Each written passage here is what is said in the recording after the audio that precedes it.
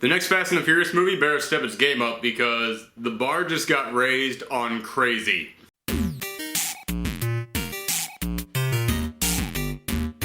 Hi there folks, and welcome to another Professor Thorgi review. Today I'm going to be doing Mad Max Fury Road because you guys actually requested this one. This is the first time I've ever gotten notes and comments from people actually asking me to review a movie, which is awesome. Who am I to deny my fans? So here's the review for you guys.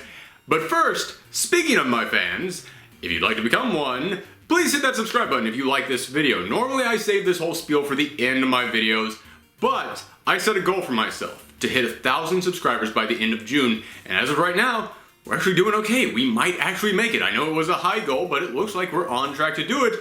But you know, every little subscription helps, so consider it if you like this video. Alright, on to the review.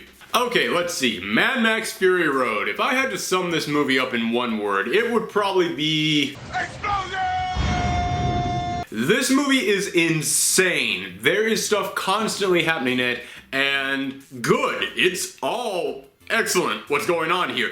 It is basically one long-ass chase sequence. One long car chase with like 5 different teams of people all chasing after Charlize Theron, who plays the character of Furiosa, and it only stops like twice to give a little bit of plot, and then it's like, alright, rev up the engines again. But speaking of plot, let me go ahead and get into that. Furiosa is this badass who works for basically the post-apocalyptic Australian version of Darth Vader, and she takes all of his harem, his concubine, all of his slave girls, and she's going to take them to freedom, going to take them to the land of which she was born, and explosions and madness follows. That's it. That's the plot. There is nothing else. There ain't no backstabbing, no weird political message in there. There's no environmental message in there. There is no message at all. The only message is, do not f*** with Furiosa, and maybe Max. That's the first thing that I should talk about here. Furiosa is a great character. I was watching this film and thinking to myself, she's doing a lot of cool stuff, but she's, she's kind of flat. There's not a lot of dimension to her. And then they do actually give some dimension. They wait the appropriate amount of time to sucker you in with all the explosions before it goes, oh, and here's the actual heart of the film. It's like, oh shoot, that was actually pretty good. Okay. Way to go, Mad Max. Alright. But before this movie came out, there was an outrage on the internet, and for anybody who's new here, whenever I say the word outrage with little finger quotes and like outrage, it means I think it's BS. But there was an outrage on the internet from meninist groups, which by the way is not a word, and they were upset that apparently Mad Max, the protagonist of the previous 3 films, was going to be pushed aside so that this new female protagonist could come in, and they were angry that their Mad Max was being taken away from them. Okay, meninist groups. First off, that's not a thing. Stop it. And secondly, shut up. This isn't Mad Max being pushed aside so that some non-character can come in. No, this is a well-developed, 3-dimensional, strong, and awesome character coming in here. And yeah, she is basically the star of this film, and that is perfectly fine. That is 100% fine. Do you know why? Because Mad Max already had his character arc. Alright, this wasn't like a trilogy of Mad Max films, and in the 3rd one, all his character arcs was going to be resolved, and his story was going to be finally told, and then he was shoved aside. No, Mad Max has had his character arc. He went mad. End of character arc. Max's story has already been told, so there is nothing wrong with him just kind of being the string that ties this whole universe, this Mad Max universe together, and him interacting with other characters and letting those other characters kind of grow and develop and have their character arcs, which is what happens in this film. I think it's great.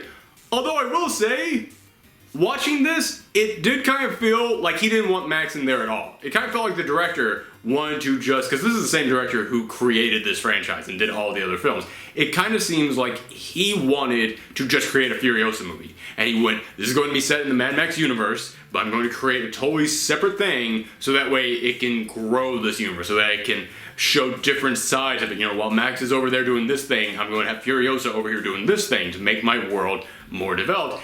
And you get the sense that the studio just came in and went, no, man, we're not paying for a Mad Max movie if Mad Max isn't in there. So it's like, fine, I will put him in there.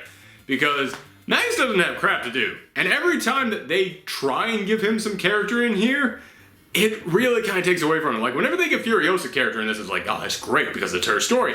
Whenever Max gets like a flashback of his past and of his kids, it's like, dude, we ain't here for you, all right? I mean, I know it's Mad Max, but you've just been doing nothing but growling this whole movie. And then here at the last second, it's like, oh yeah, right, you had kids. Yeah, I don't care about you right now. Go to Furiosa. Let me put it to you like this. As a visual representation of the amount of character development and story that they're given in here, this is Max, and this is Furiosa. I just really wanted a chance to get these guys out and play with them again. So like I said, I have no problem with Furiosa being the star of this film. She was awesome in it, okay? I'm just saying, if you're going to have Max do that little, just don't have him in the movie at all, man. It kind of almost hurt the film by having Max in there. And Tom Hardy does a decent enough job, but when the dude only has 3 sentences in this whole movie, I mean, it is literally that bad. Like, 99% of all the dialogue he has is just, grrr. That's a line.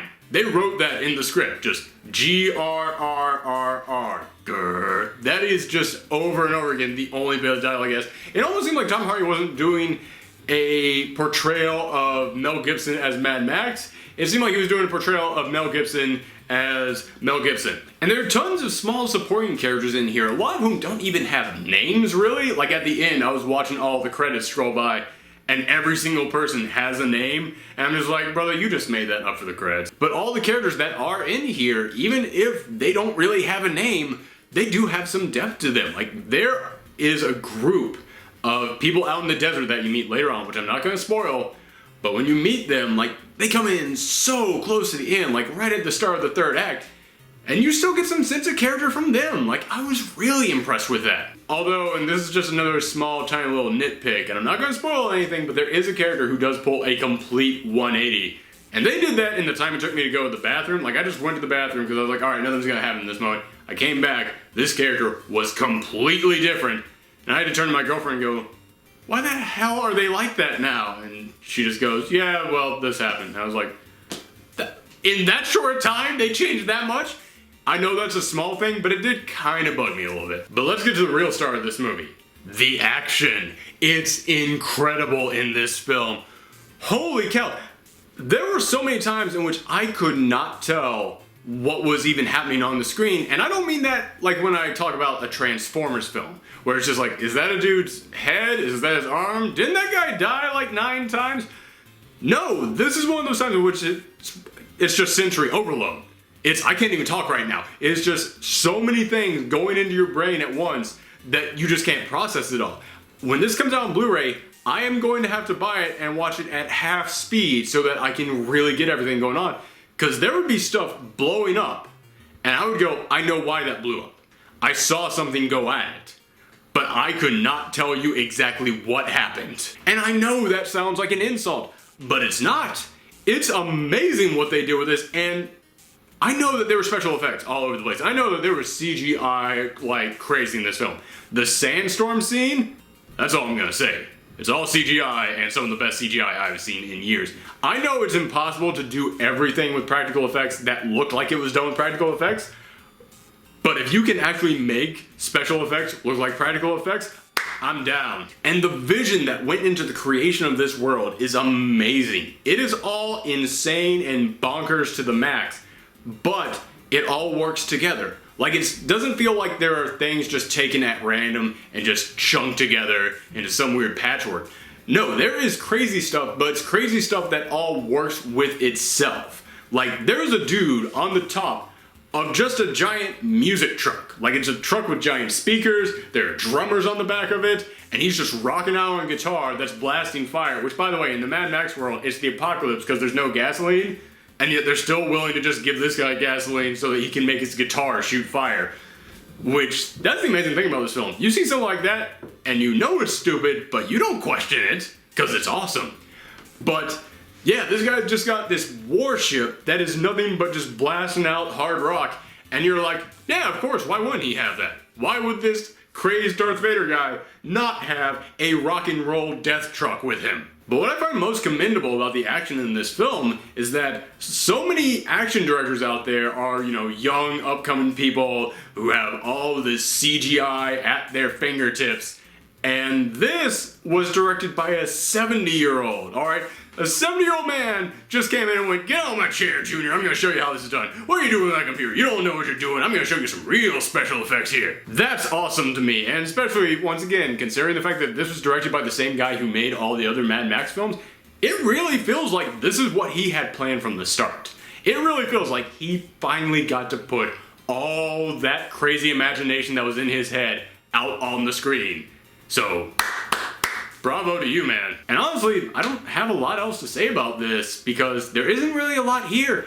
And normally that would sound like an insult, but it's not with this film because this is a movie that knows exactly what it wants to be. This is a film that just wanted to be one long, awesome car chase, and it was that, and it succeeded. And I applaud you for that. I mean, I was thinking about even doing a spoiler discussion on this like I do for so many other films, but what the hell was I going to talk about? I mean, was I going to point out my favorite explosion in this film?